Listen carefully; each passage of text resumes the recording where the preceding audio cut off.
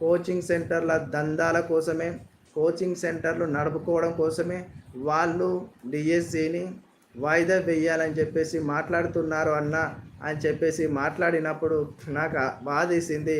నిజంగానే డిఎస్సి ఆ విధంగా డిఎస్సి వాయిదా వేయమనే అభ్యర్థులందరూ వాళ్ళేనా? అలాంటి వాళ్ళేనా? కాదు. కేవలం డిఎస్సి వాయిదా అనే విషయాన్ని కేవలం అవాయిడ్ చేయడానికే రేవంత్ రెడ్డి గారు కోచింగ్ సెంటర్ల మీద పడి మాట్లాడినాడు. అంతే తప్ప ఏ కోచింగ్ సెంటర్ మన వెనకాల నుండి నడిపేయలే. వాయిదా వేయండి, వాయిదా వేయండి అని అరవండి, మాట్లాడండి, రోడ్లు ఎక్కండి అని ఏ అభ్యర్థిని ఏ కోచింగ్ సెంటర్ వాళ్ళు ప్రోత్సహించలే, ఏ రాజకీయ నాయకుడు ప్రోత్సహించలే. కేవలము మనం చదవడానికి సమయం లేదనే ఉద్దేశంతోనే మనము నిరసన మన వ్యక్తిగతంగా మన సొంతంగా మనందరం సమిష్టంగా మనమందరం కూడా రోడ్లెక్కి ధర్నాలు చేసినాం, నిరసనలు చేసినాం, ఏమి చేసినా అయినా కూడా పాలకులకు కనువిప్పు కాలే, కళ్ళు తెరవబడలే. వాళ్ళ వరకు మన విషయం వెళ్ళినా కూడా వాళ్ళకు చీమ చిట్టుకుమన్నంత కూడా ఖచ్చితంగా వీళ్ళ సమస్యలను సాల్వ్ చేద్దామని కూడా ఏనాడు కూడా రేవంత్ రెడ్డి అనుకోలేదు.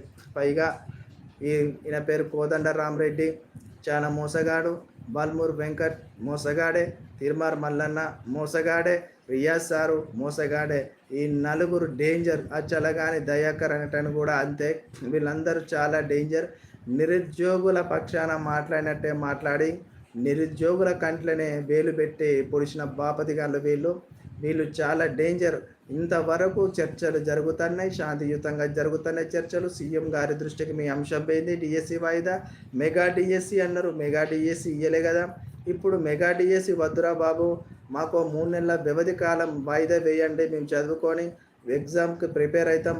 ఎగ్జామ్కి మేము సంసిద్ధంగా లేము, ఎగ్జామ్ రాయాలన్న ప్రిపరేషన్ ఇంకా పూర్తిగా కాలేదు అని చెప్తున్నా కూడా పట్టించుకోకుండా మొండి వైఖరితో ముందుకెళ్తూ ఎగ్జామ్ పెట్టాలని చూస్తున్న ఈ ప్రభుత్వం మెడల్ ఇచ్చే రోజు ముందట్లోనే ఉంది. చూడండి మిత్రులారా, సీఎం రేవంత్ రెడ్డి 5 సంవత్సరాలు ముఖ్యమంత్రిగా ఉండరు. త్వరలోనే తన పదవి తను వదులుకొని వెళ్ళిపోతాడు. ఖచ్చితంగా నేను చెప్తున్నా, రేవంత్ రెడ్డి మెడలు విరగొట్టాలా. ఇంత మోసం చేసిందంటే ఎవరు కూడా ఎగ్జామ్ రాయడానికి సిద్ధంగా లేని సమయంలో ఎగ్జామ్ పెట్టి చేతులు దులిపేయాలనుకుంటున్నాడు. ఇంత తొందరలో ఎగ్జామ్ పెట్టడానికి కారణం ఏంది? ఇంత తొందరలో ఎగ్జామ్ పెడితే ఎవరికి లాభం, ఎవరికి నష్టం అనేది ఆలోచన చేసుకోవాలి రేవంత్ రెడ్డి గారు. ఎంతోమంది బాధపడుతున్నారు.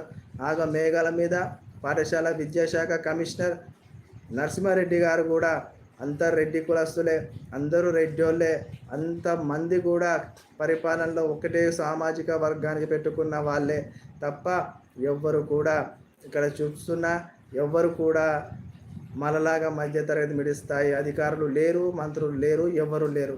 అంతా మంచిగా సెటిల్ అయిన వారు కాబట్టి సామాన్య ప్రజల గోస, నిరుద్యోగుల గోస వాళ్ళకి ఏమర్థమవుతుంది?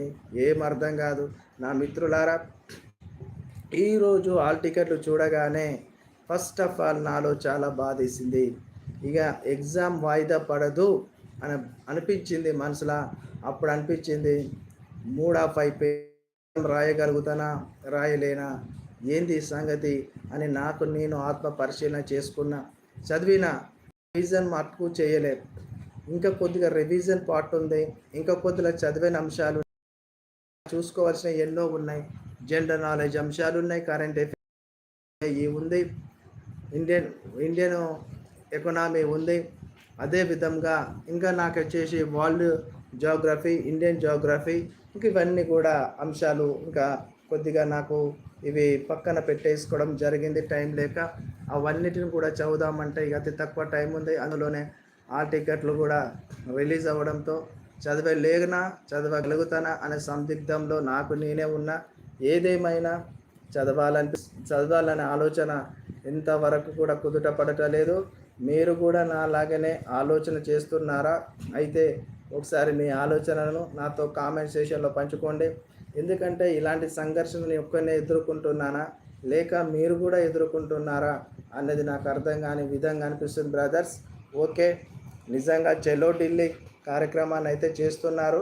మరి చలో ఢిల్లీ కార్యక్రమం నిజంగానే మీరు అన్నట్టు అందులో చలో ఢిల్లీ కార్యక్రమం చేసేవారు అందరూ కూడా నిజం చెప్తున్నా వాళ్ళు మన కోసం చేసేవాళ్ళే.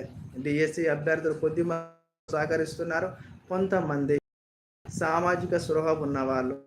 సమాజానికి ఇది